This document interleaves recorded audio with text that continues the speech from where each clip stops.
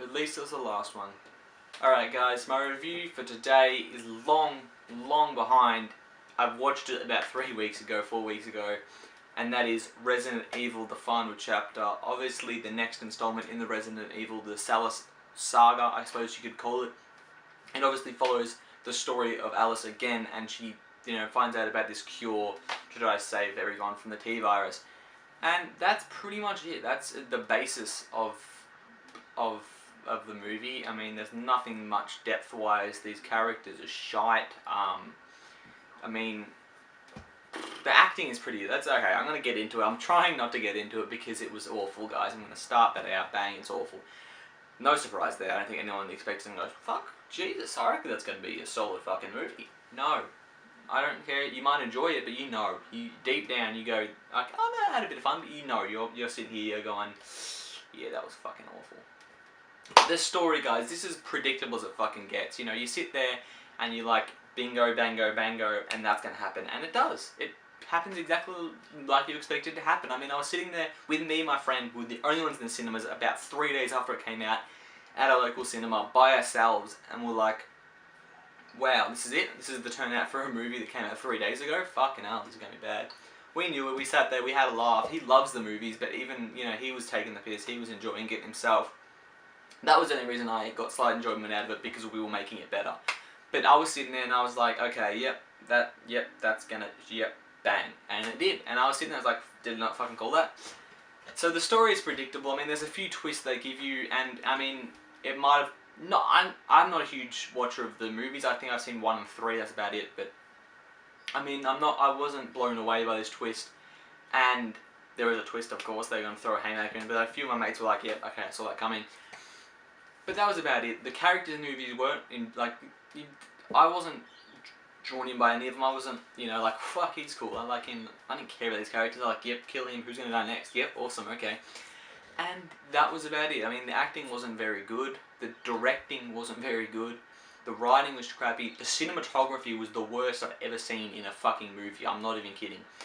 I don't watch a lot of action movies, but this was awful. This is like shit. I didn't know what was happening. I was watching it and going, fuck, oh, shit, oh, no, no, did that happen? Oh, okay, he is dead. I thought I couldn't see the angle. It wasn't very good. I mean, there was a couple of cool scenes in there, a couple of things I was like, that's, okay. That was about it. That was about the level of enjoyment I got from the movie. It just wasn't good. I'm going to put a little bit of spoiler in so I can talk about it a little more deeply of why I didn't like it, because without spoiling stuff. So if you don't want to see spoilers, just skip ahead. I'll again have it here so you guys can skip ahead. I'll give you a few seconds. Alright, so Paul W.S.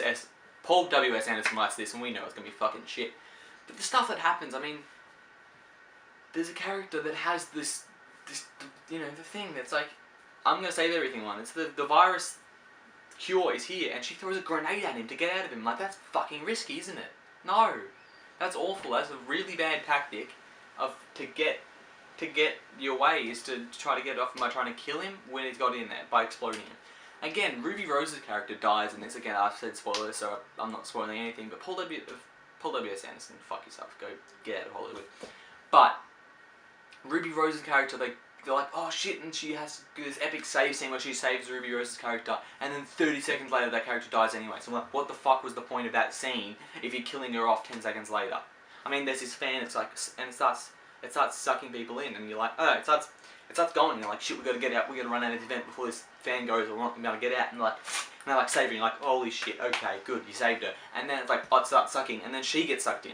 I'm like, could you not pick any of the other fucking characters? Because you just spent fucking 5 minutes trying to save that chick before she dies 10 seconds later anyway. I don't understand this writing. I think it was fucking awful. You're back by, I've put it back now because that's the spoiler talk I'm going to talk about. Paul W.S. Anderson, leave Hollywood. I'm not even kidding. You've done nothing even close to good. Just get the fuck out of Hollywood as soon as possible, and just don't. Just stop doing movies. That's as simple as that. This movie was trash. This movie was not well made. It has a few slightly enjoyable things because it's so bad made. This is a D+, and this is so close to getting the worst rating, but there was a few scenes that I was like, that's not too bad.